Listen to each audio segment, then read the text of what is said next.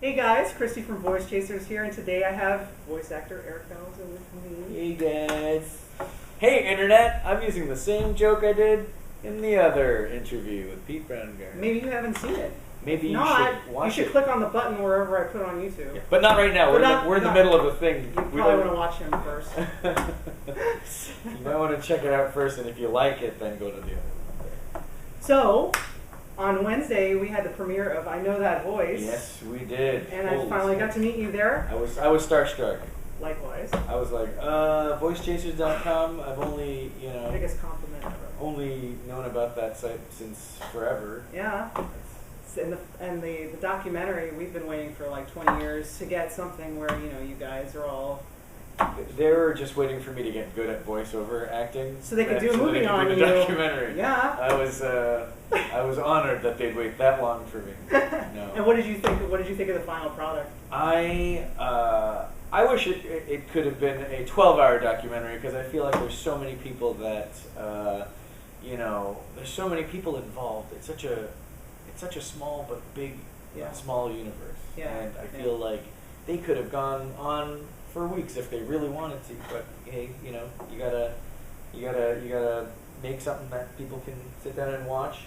I feel like they had so much footage. I talked to Larry Shapiro, the director, and we're toying with the idea of just like even whittling down the hour-and-a-half interviews to 40 minutes and getting the best 40 minutes of those and putting them on a site. Because I feel like you have the documentary, and then, hey, maybe a little tag comes up and you want to click on that person's whole interview. Yeah. I mean, the stories that they must have sat through, like during the interview process, must have been insanely interesting. Yeah. Because everyone is so different from one another in this arena, and so many good stories.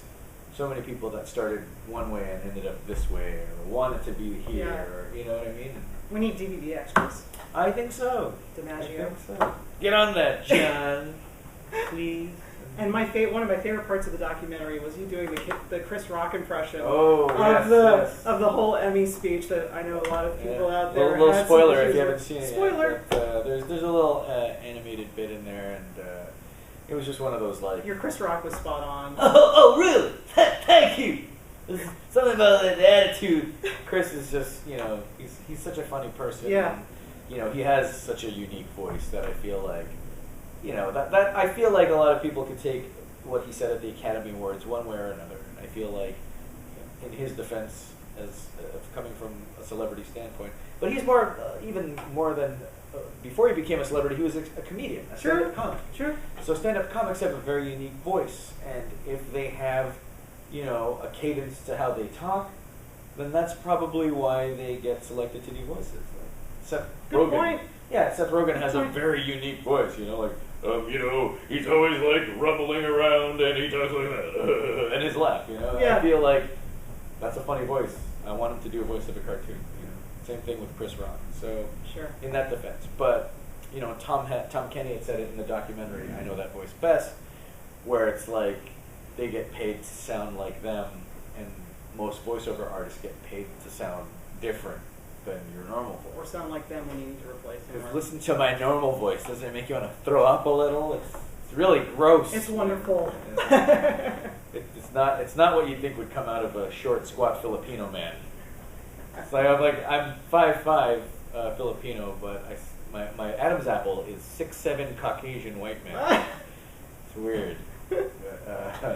So, you're born and raised in the Toronto area? Toronto. Oh, Toronto, Canada, eh? And what were you... I don't smoke crack, unlike our mayor. Right, I was going to say. He denied it, then admitted it, then denied it, and then it's late night talk show material. They need something. I just dated this interview, by the way. It's going to be good. Remember 2013 when the mayor of Toronto... yes, that is my hometown, and I'm very proud of it. So, growing up, what was the thing that you really wanted to do, and what were you in school? Were you in theater? Were you in? Not in theater. I guess just I was always a doodler. I like to doodle and cartoon, and I always like to make people laugh. I guess in class, and then do impressions back then. Impressions of the teachers, was a math teacher, Mr. Skillicone. He used to do handstand push-ups. I don't know. In class? Yeah. Really? Little man. He's so funny. Good at math. Not good at teaching it though, because I forgot everything. You got to turn your textbooks to polynomials and all the geometry. But it was in high school when I picked up a camera for the first time and started shooting stuff. Maybe make funny videos, sketches. Make with like short friends. films and stuff? Much like how people do it today. Yeah, A little thing called Vine. Yeah, right. But I feel like, I was doing it on VHS. I was going to say, was it the big VHS? No, yeah. Yeah. There was like, you couldn't take that thing anywhere. Now it's like, here's how did you edit here's my camera. It's right here. Can you see it? Right. Yeah, how did you edit all that video? We did like analog editing, with the jog shuttle. Sure. Yeah. I feel so gypped because from high school I went to college. I took radio, television, and film, all on camera production stuff. Yeah. But we were the last year before they introduced like Adobe digital editing. So we did splicing. We did splicing audio tape. We did analog beta. We shot on beta.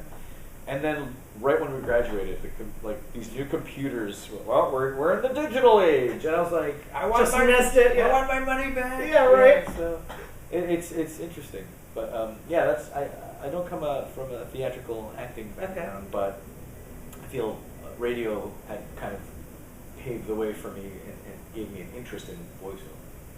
So you're doing that stuff in college. Yeah. So after that, my third year. It's just the weirdest career, or at least choices you make. Yeah. Because I was interested in animation. I went to Sheridan to apply. I got through like the first round, and then I decided to do on-camera production. Huh. And then during my internship, I went back to animation and I worked at Spümcø. Here, I interned in Los Angeles. Oh wow! Yes. I think it was like 1999. And what were you doing as an intern? Cleaning bathrooms, Hey. restrooms. I was making coffee. But you're networking at the same time? Yes, exactly. Right? I feel like that was the biggest and best thing that I could have walked away with, was the experience and the friendships that you've made. Because even when I had graduated, all the people that I had associated with, they all started working at Warner Brothers, and Cartoon Network, and Nickelodeon, and Disney, and they would always give me letters or emails and calls like, come back, if you had such a good time, we like you here, come back to America. You're not so bad, you smell like Canadian. And sure enough, like a lot of the people that I made friends with started making their own pilots and stuff. So that's how I got involved. And the first real big American show that I got on was El Tigre for Nickelodeon. Yep. And that was a connection made through Gabe Swar, who now works on, I think he was doing Kung Fu Panda last, and Monsters vs. Aliens as well. I think could be mistaken, but that guy's so talented and works on so much stuff. Yeah. He introduced me to Jorge and Sandra while they were working at Disney, and they are champions of new talent, and I still work with them to this day. It's been years and years and years since El Tigre has been in production. And I'm just so thankful for that, because that's really what I feel started my rise up in the United States. So were you a fan of the Spümcø stuff back before you started working there? Yeah, going back again, like even before I interned, that was what I would watch. It was like Ren and Stimpy, Beavis and Butthead, and of course The Simpsons. But Tom and Jerry, Flintstones, those are all my animated influences. I would actually record Ren and Stimpy, pause it, and try to copy the poses and stuff. And further from that, even the voice acting. Billy West, of course. You can't not talk about voiceover and not bring it back. Of course. He was the original voice of Stimpy, and John was the voice of Ren. When those two voices, when I heard their acting, and it's almost like they made up their like a lingo and a dialogue, like happy, happy, joy, joy, and then like you idiot, like that stuff was like, it's as good as What's Up, Doc. You know what I mean? For Bugs Bunny.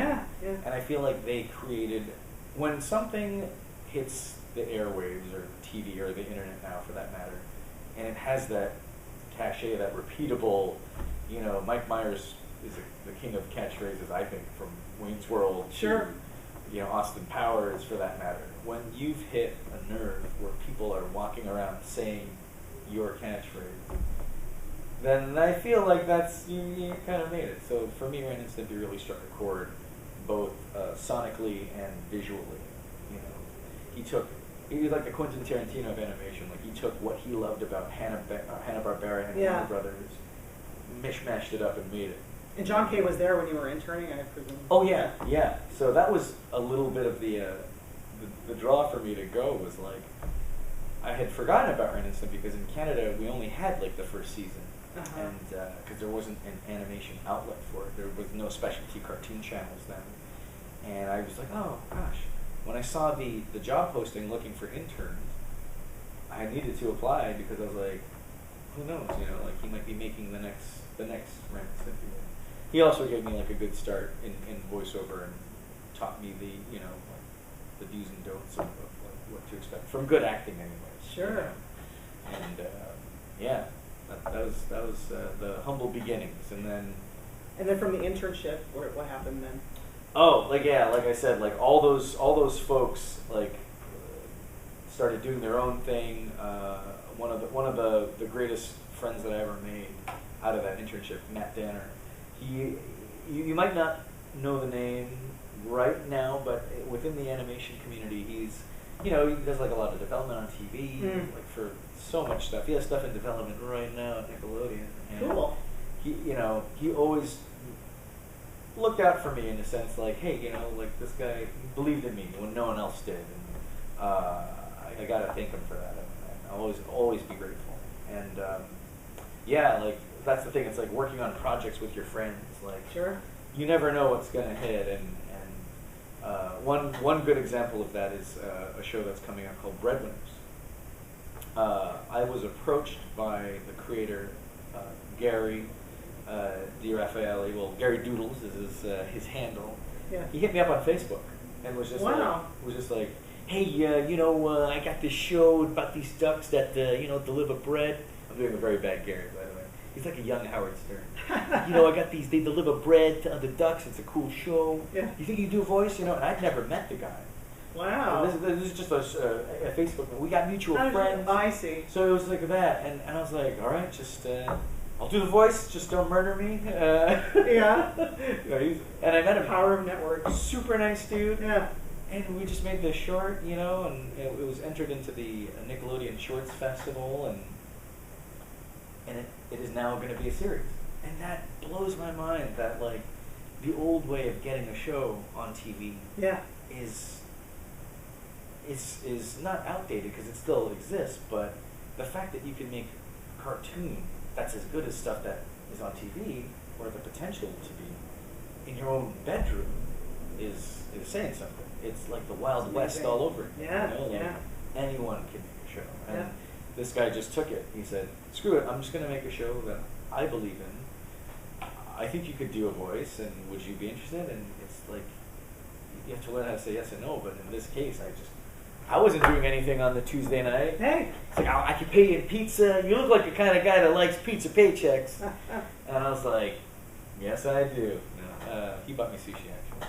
Hey. But, yeah, it was incredible. So now that's gone, and then Uncle Grandpa.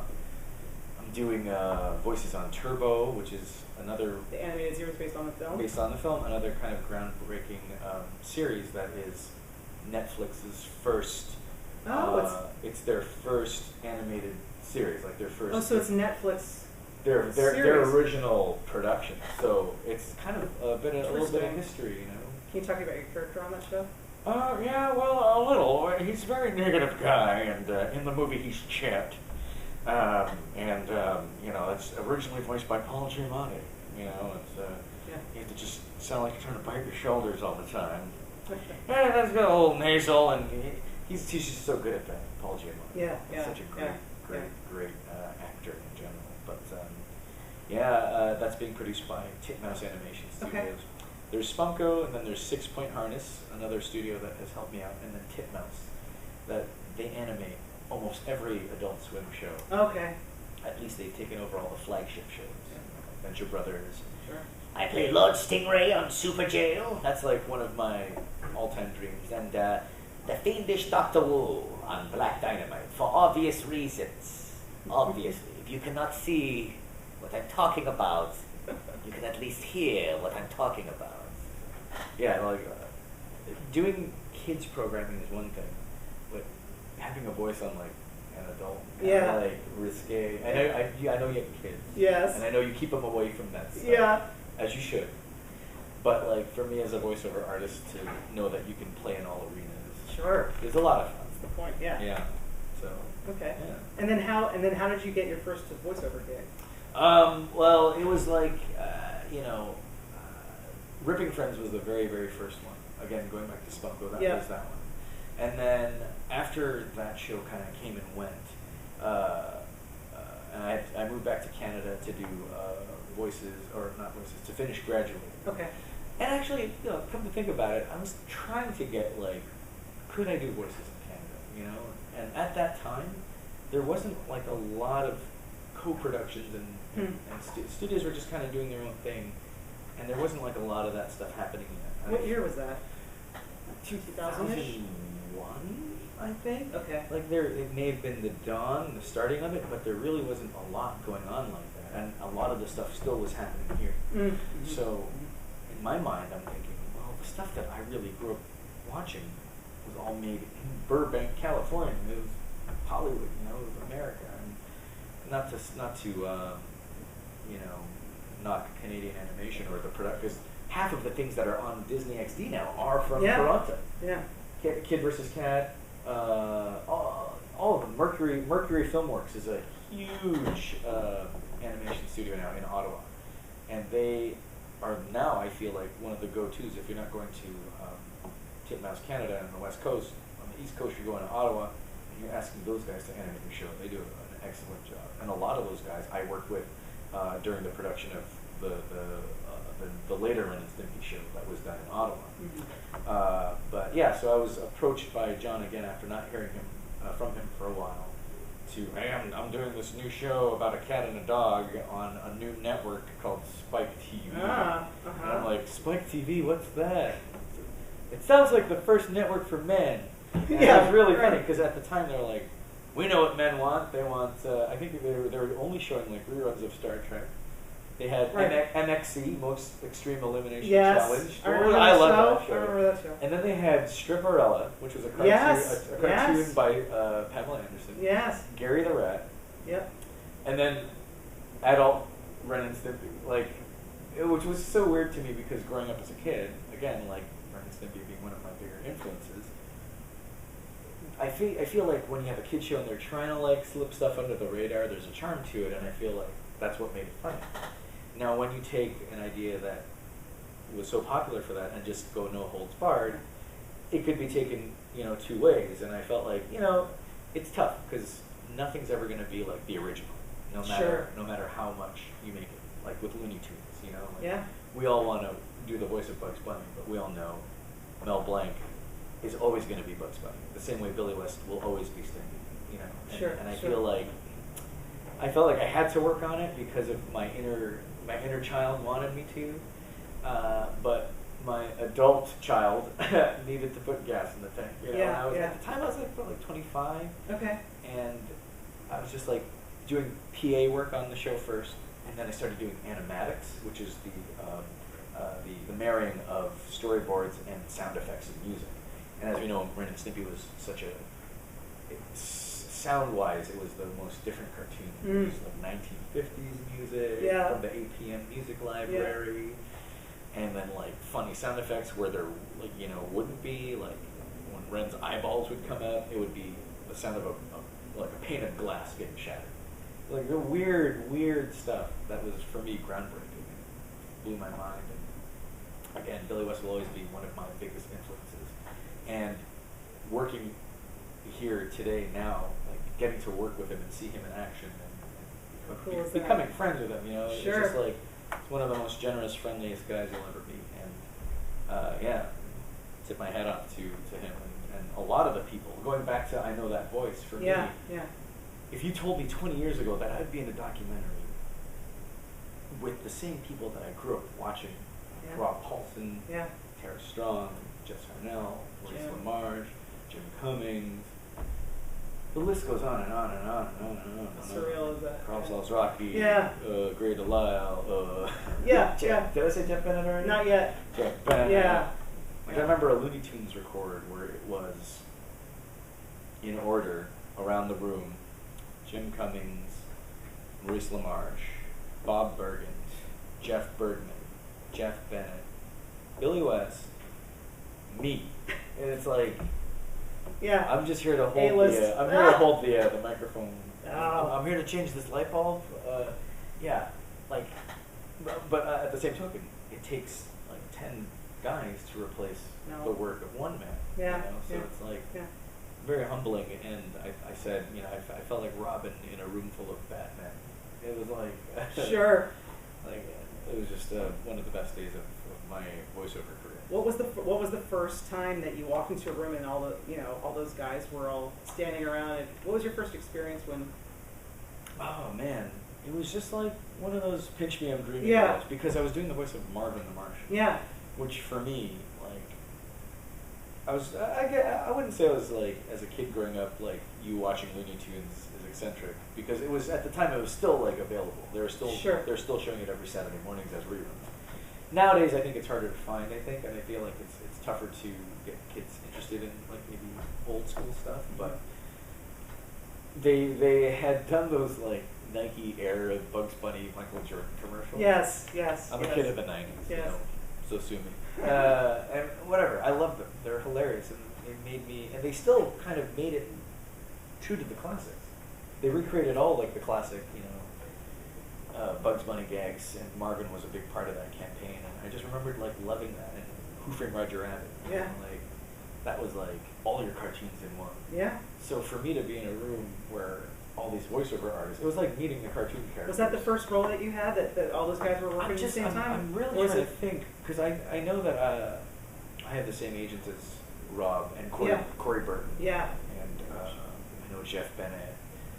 D. Bradley Baker, like those guys are hardcore. Those guys are like upper echelon to me, and I can't even remember the very first time. One of the first people that I met was Gray Delisle. Gray Delisle and Carlos Elizraki and Alana Ubach on OT Green. Okay. And that was when I was like just new to the scene, and Andrea Romano was voice directing. Oh gosh. That's like, that's like a lot of pressure. She really, And how was that experience? It was like, I'd see her name at the end of every cartoon I watched. Yeah, sure. Batman, Animaniacs, Tiny Toons. Yeah. All the '90s stuff. And I was like, this is the woman. This is like Oz. It's like she's the one even behind the voices. Yeah. And half of the time, these voiceover directors are doing almost the same amount of energy, because they have to get that performance that already requires a lot. So imagine having to tell the person that does it so well to do it this way, to do it that way. So having met her, it was a little bit of a starstruck moment, but at the same time, you got to keep it together. You gotta buckle down. You gotta deliver. Yeah. Or else, at the first time you think, oh God, I'm here. This might only be the only time. Second time around, you got to think you have to do well, because these are the people that are going to keep hiring you. Yeah. Because as you know, in voiceover, there are rare occasions like SpongeBob, Family Guy, South Park. Yeah. Where those shows will last, but a lot of the times you might only be brought on for an episode or two. So you got to be not only good at what you do, but be the person that you want to invite back. There's two big parts of it, and I feel like being a good person, if you already are, why not just be that person at work? Yeah. And then you get called back sometimes now without having to read for stuff. I know. Just kidding. I still have to read for stuff. Well, actually, I have to audition soon, but I feel like, it's just part of the process, and I've learned so much in like the last 7 years of my career because of the people that constantly give me support, and I have nothing but thank yous for those people, like, because without the support from others and you know, even from the fans now too, I'm getting emails and Twitters, like I never ever had that. Ever. Awesome. You know, when I walked the red carpet at that documentary, I thought they wanted me to roll it up, or did you want me to vacuum? I brought my Bissell. It's in the trunk. I know I look like a Dirt Devil guy, but I'm a big Bissell fan. But yeah, it's been one heck of a ride, and I hope that it keeps going. You're just carrying the legacy of so many different characters, like not just Marvin, but then there's your G.I. Joe work. That was like a Destro. lot of fun. That was like very. Charlie's on that. Charlie Adler's on that show. Charlie Adler. And Steve Bloom. Steve. Gray, yeah, Bloom. All those guys, but Charlie specifically. Yeah. One of those guys where it's like, I mean, like count chicken aside. Yeah. He's just one of those guys. I can't even he's just a force of nature. I love him, and you know. Click on any interview and you'll see one. Yeah. You know, aside from being wildly talented, he's just super entertaining. Yeah. You know? He should have his animated show. He should. Charlie Adler show, but no animation, just Charlie in the middle of nowhere. That's all you need. But yeah, like the whole legacy thing. It's always an honor to step in the shoes of. Yeah. I did Dr. Quest for you know, my best Don Messick impression. I did that for an episode of Scooby-Doo. Okay.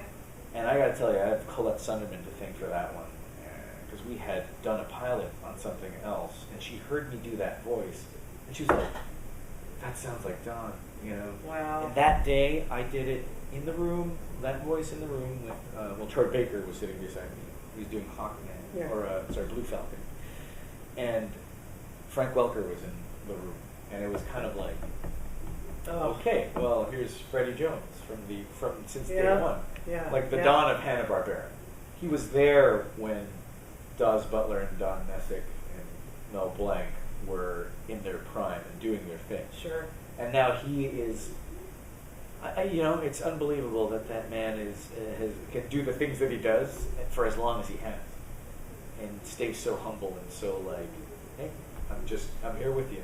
Yeah. And he gave me the old thumbs up, you know, when I did that voice. Compliment, yeah. Because it's like, you know. That's awesome. It may not be something to a lot of people, but for me, as someone that is a big follower of these folks, and I look up to them so much. Yeah. Yeah, it's unbelievable. What about, I know you haven't done too many video games, but what about the DuckTales Remastered? Oh, well, Blather and Blather, Hamilton Camp? Oh, yeah. Another legacy. Yeah, right. Like, yeah. I listened to the reference for him, and I listened when you auditioned, did they give you that? I got the email, and it said, Untitled DuckTales, and I'm like, what could that be? You're not talking about like Daffy's butt, right? Yeah. No.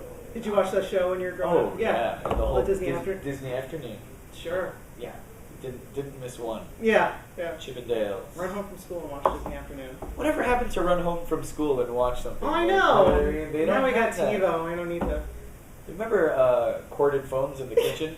No one does that anymore. Everyone's got a little or tanning, splicing tape. I like to call them little tanning beds. So you put them on your face. But yeah, DuckTales was awesome because the guys at Way Forward and Capcom were so true to the game and the style of it. I've seen clips from it. It's amazing. I used to play the original NES game. Yeah. Who didn't? Yeah. If you didn't, I don't want to know you. Start. You should get on it. Yeah. But they hired CalArts, you know, like they had CalArts students and grads and doing the game. Yeah, they animated. Really? They animated. They analyzed the original game and then they drew based on. Oh yeah. Really? We had one panel at the San Diego Comic-Con. Yeah. I think it's online somewhere. You can watch it. But they took you through all the steps. Huh. And unbelievable. They even got original artists from the series to come in to do the art with the background. Oh my gosh. So a lot of love went into it. June Foray, of course, came back. Alan Young, who reprised his role as, you know. Yeah, they got everybody that they could, I think, right? Yeah. It was in the original series. Yeah. incredible when they asked me to sign Austin Ivan Smith, the man. They asked me to sign the cover page of the script. I saw all the signatures, and I was like, I don't know. This could have been worth something. What if I just signed the back? You know. But I was like, nah, Eric Bauza. I even spelt it in block letters so people could read, because you see Hamilton.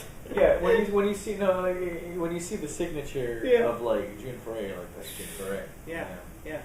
When you see my signature, you're like, there's a hair on this paper, you know. So I made sure to make sure you can see my name, because it's one of those things that I feel like probably won't happen for a long time. Very, very much appreciative of that opportunity. Yeah. So now you're working on Breadwinners, you said, and Breadwinners stuff that you can talk about.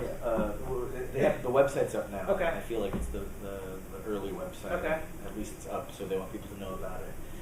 Turbo's probably coming out soon. I think maybe at the end of the year. I don't know. They haven't given us any particular dates, but I feel like they've talked about it already in the press, so they talk about it. And definitely on air now, Uncle Grandpa. They which is doing great. Yeah, it's a couple months in, and I feel like the people that waited for the short to come out as a series, their wishes have been answered. And Pete was just here. We were looking at all the Tumblrs and the Twitters and the Vines. Unbelievable, and thank you to all the fans of that show that are making my dreams come true of being part of a series, not only that is striking a chord with people, but it's an original series. Because for me as a voiceover artist, the original dream is to, doing legacy characters is fine, but creating an original character.